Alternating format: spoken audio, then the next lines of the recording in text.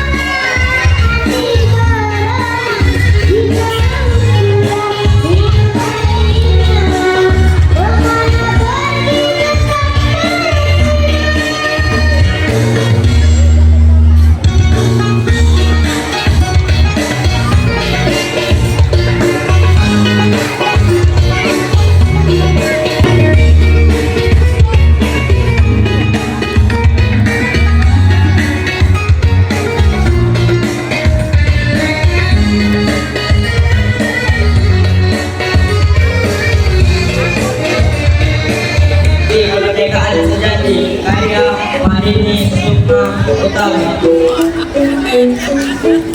Merdeka! Semua kata belum makan. Merdeka!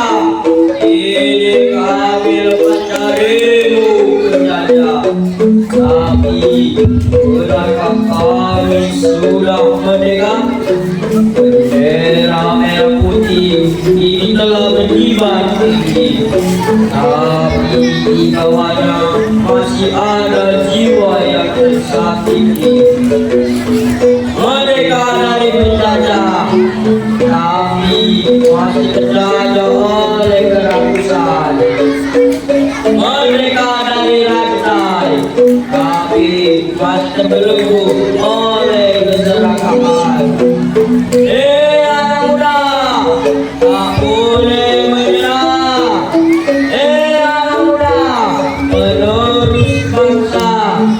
Ayo, kobarkan api kemerdekaan sejati. Teruslah berjuang, lepaskan mereka yang tak pulang hati. Merdeka bukan hanya kata, merdeka bukan hanya mimpi. Saya akan membacakan dongeng singa dan tikus. Di sebuah hutan yang sangat lebat, hiduplah seekor singa yang tegap dan bosan.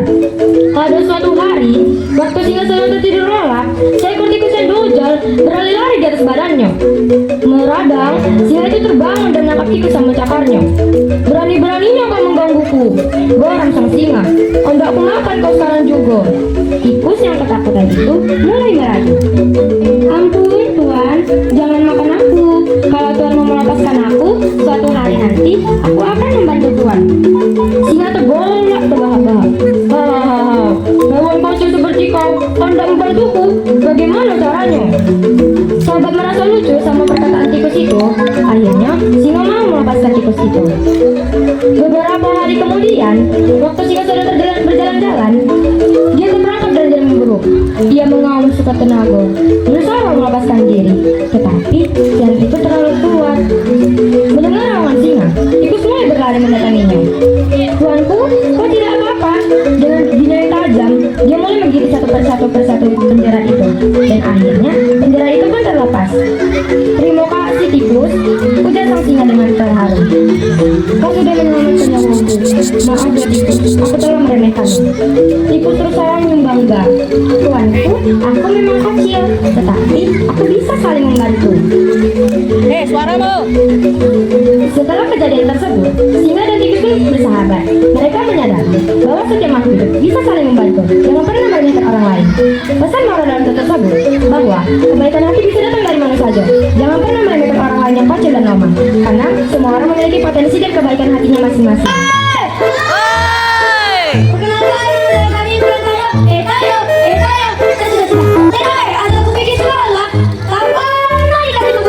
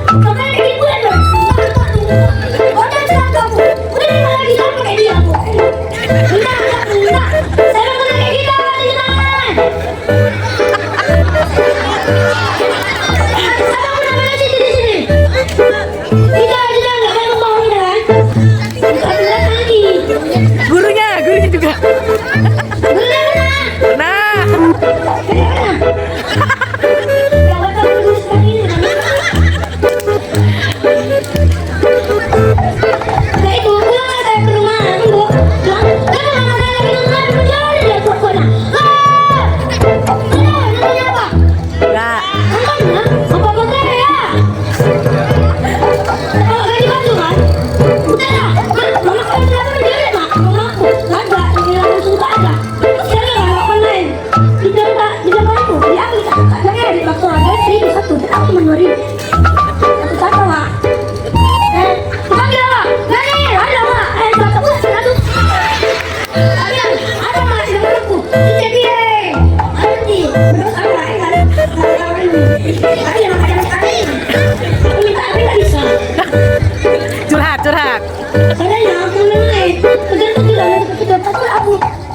kamu. Coba, dong panggil mama.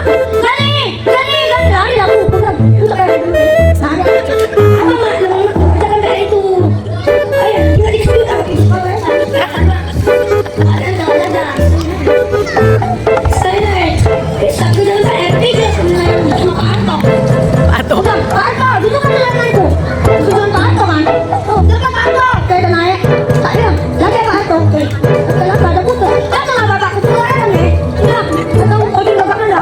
Bilang, Gani bang, bapak yang beli yang jelengan. Boleh ngajar kamu. Hari ini saya bacain cerita. Hari ini tujuan pembelajarannya menyimak cerita. Ini harus disimak secara bersama ya, karena ada pertanyaannya. Awas tak bisa jawab. Kisah seruling ajaib. Dahulu kala ada sebuah desa kecil. Desa itu bernama Hamelin. Desa Hamelin sangat penduduk desa Hamelin bermakmur dan kaya akan makanan. Tetapi penduduk desa tidak peduli dengan kesehatan mereka. Akibatnya desa Hamelin menjadi kotor dan bau busuk. Rumah-rumah yang tadinya rapi dan bersih menjadi sebaliknya. Sampah-sampah berserakan di mana-mana. Pertanyaannya, apa nama desa pada kita tersebut? Ya.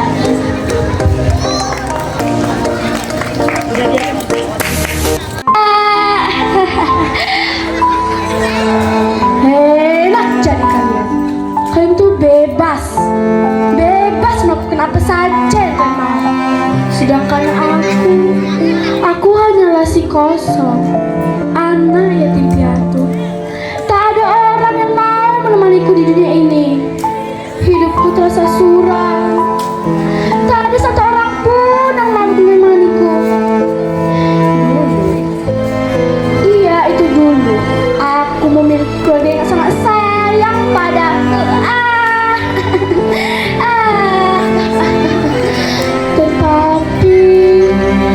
Tetapi karena keegoisan yang aku miliki, semuanya jadi hancur.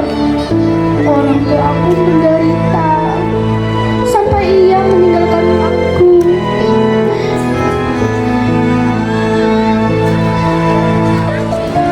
Ayah, ibu, maafkan aku. Maafkan aku yang telah durhaka padamu. Maafkan aku. Aku menyesal. Aku menyesal, Tuhan. Tolong Tuhan. Tolong kembalikan dunia aku seperti dulu. Aku rindu sosok yang memperhatikan diriku. Aku sangat rindu, Tuhan. Gelap. Semua gelap. Aku bingung harus berbuat apa.